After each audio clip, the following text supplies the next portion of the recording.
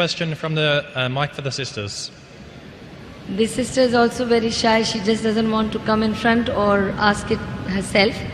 She says her question is about will of Allah.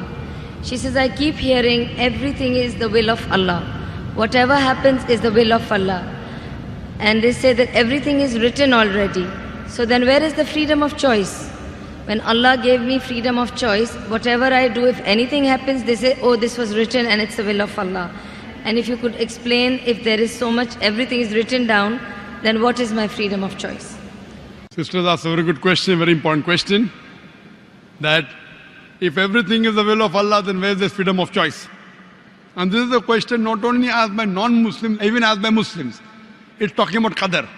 That if it is mentioned in destiny, that I'm going to rob, and if I rob, who's to blame? Allah is to blame. If it is mentioned in destiny, I'm going to commit murder, and I commit murder, who's to blame? Allah is to blame.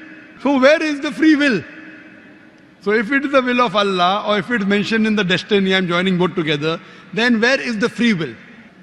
The reply to this question is, it's compulsory that every Muslim should believe in qadar, but you should understand what is the meaning of destiny.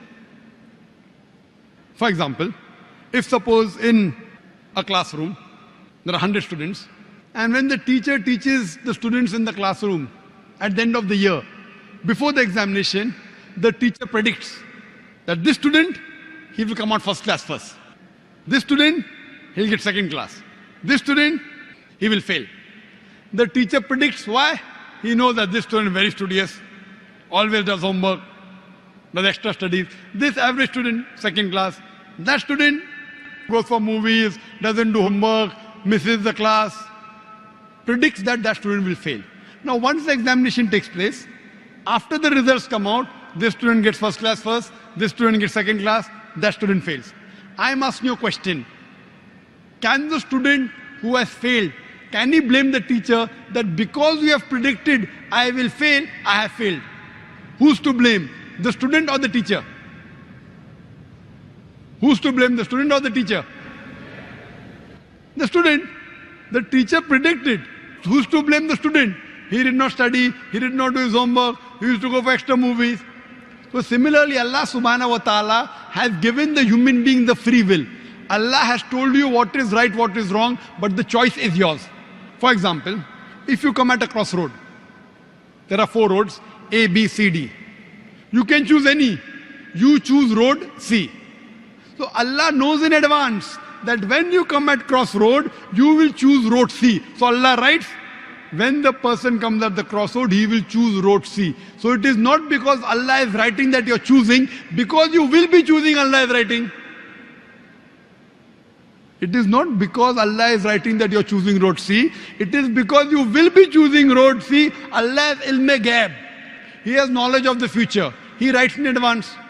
Now after you choose road C, you come at another crossroad, 5 roads, 1, 2, 3, 4, 5. Like after you pass the 12th standard, you can become engineer, you can become doctor, you can become businessman. You choose to become a businessman. Choice is yours. But Allah knows in advance that after you pass standard 12th, you will choose to become a businessman. It is not because Allah is writing that you're becoming a businessman. Because you wanted to become a businessman, Allah is writing in advance. And what you understand here, that if Allah wants, He can easily change it. For example, if in a classroom, in the mathematics examination, the teacher gives the paper 2 plus 2 is equal to how much? Now why she is supervising? The student writes 2 plus 2 is equal to 5. The teacher will not correct, the teacher can correct. But if the teacher corrects, you will say the teacher is unjust. If teacher says, don't write 5, write 4. All the other students will, this is an examination. Why are you interfering? So if Allah wants, He can change. But because He has given you free will, He is letting you take your decision. So this life is a test for the hereafter. As Allah says in Surah Mulk chapter 16 verse number 2, Alladhi khalaqal mauta wal hayata. It's Allah who has created death and life to test which of you is good in deeds. So this life is a test for the hereafter. Allah has given you and shown you the rules, what is good, what is bad. Then He's given you a free will. It is your choice. Allah does not interfere in your free will. He can if He wants. The Quran says, not even a leaf can fall without the permission of Allah.